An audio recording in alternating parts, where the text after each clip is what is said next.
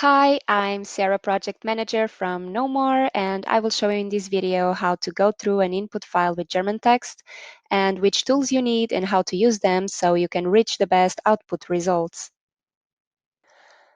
Now, before going to the steps and tools that will make this process smoother, let me introduce you to the German alphabet, showing you the extra letters and the difference between the type and the handwritten version. So the German alphabet has all the English letters we are used to, but it also contains four extra special characters, which we will go through. We have the A, O, and U characters, like we know, but these also have two dots on the top, making them sound differently when we are pronouncing them. We also have this character that it's basically a double S.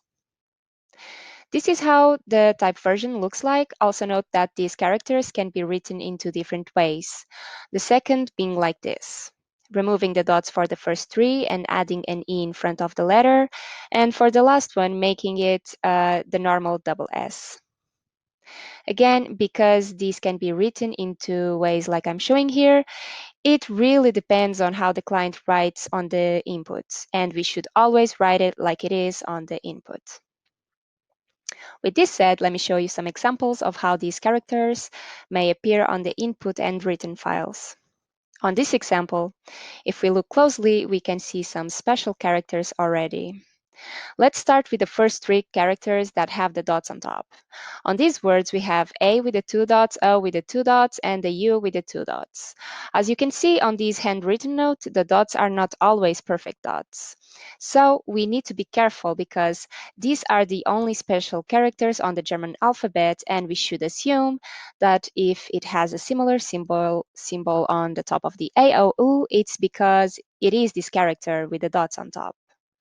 For example, here it seems two small vertical dashes on top of the characters, but on this example, you can see that the special characters have the dots represented in different ways.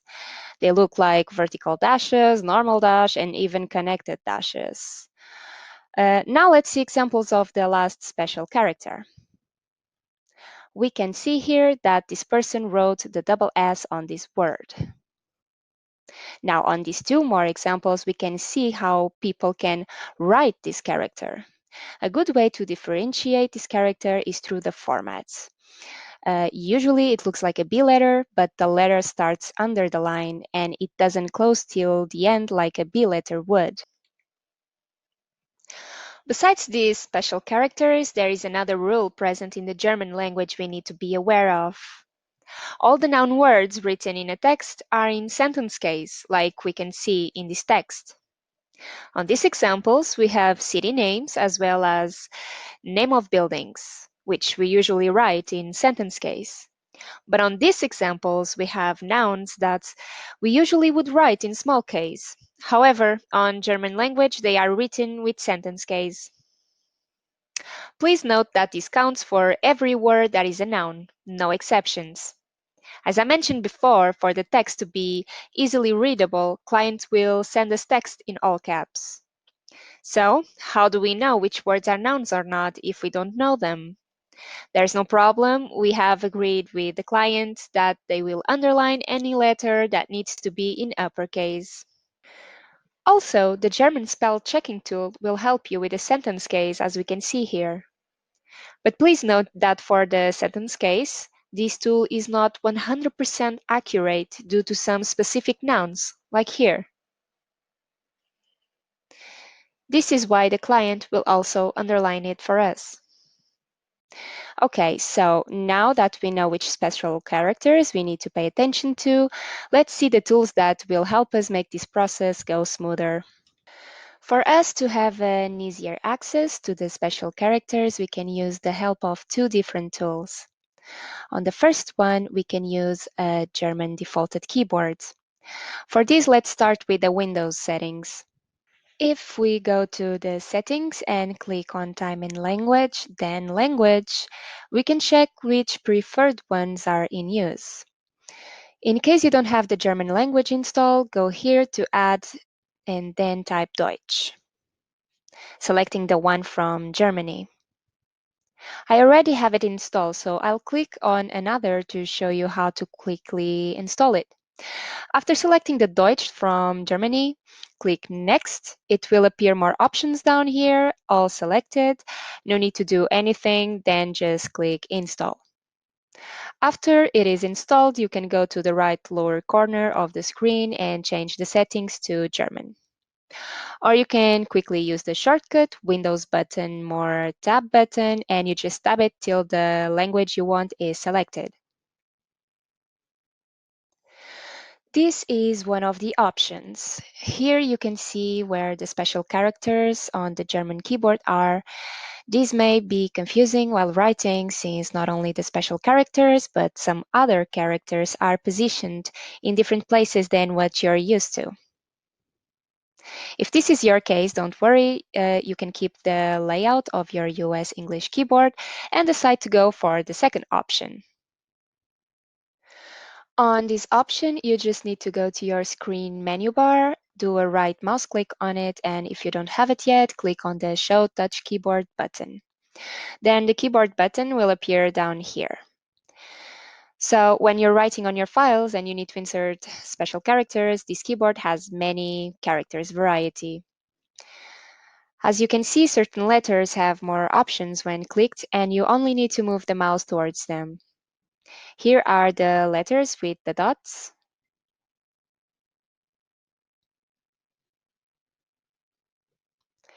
Then for the double S, you just go to the normal S.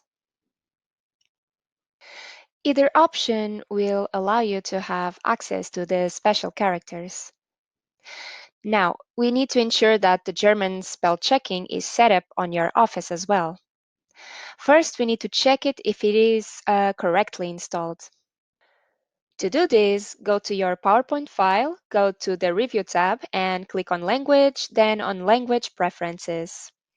Here on this box, you can check which languages are installed on your Office. Here you can see I already installed the German pack. In case you don't have it installed, you can go here to add additional languages. Click on German from Germany. After adding the German language to the list, if it says here not installed, don't worry, I've attached the German pack to the email so you can download it. Then you just need to go through the installation process and note that since it is a German proofreading pack, all the installation will be in German.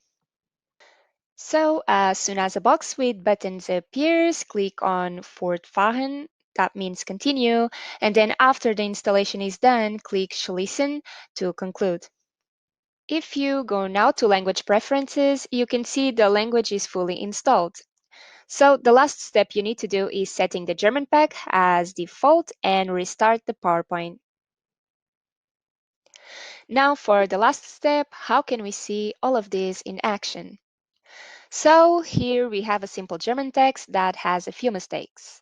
With the proofreading tool now in German, we can check automatically which words are not correct.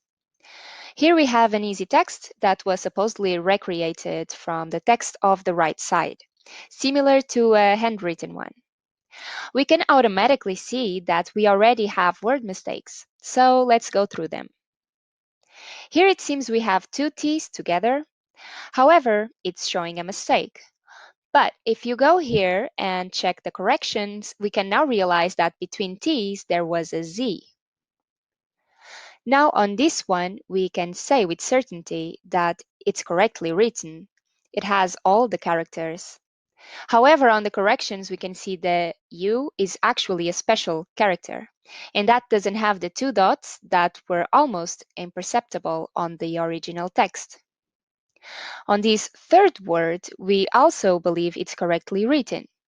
But after checking the corrections, we can see that this character is not a B, but instead a double S, a special character as well. This way, the recreation processes can be done in a better way. However, note this is not 100% safe. On this text, there is still a mistake. On this side, we can see that this word has a special character.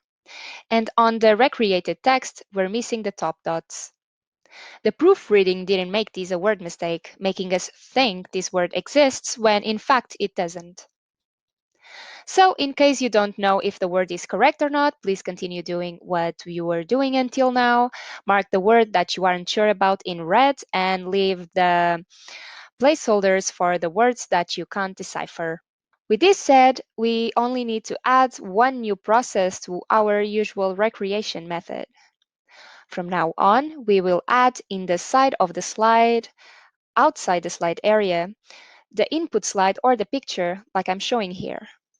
Let's pretend this was the input slide and this part here was the output. We should mark on the input all the words we weren't sure about or that were undecipherable, like I did here. Why we need to do this? Well, because after receiving our output file, the client will be able to make easy corrections on the words that were marked, knowing exactly where they are in the inputs. Note that some clients are not worried with the input as we usually are, and they may lose track of these files. This way, we can help them make the corrections in a faster pace. Hopefully this video and tools will help you on the future recreations that are written in German. Thank you for watching.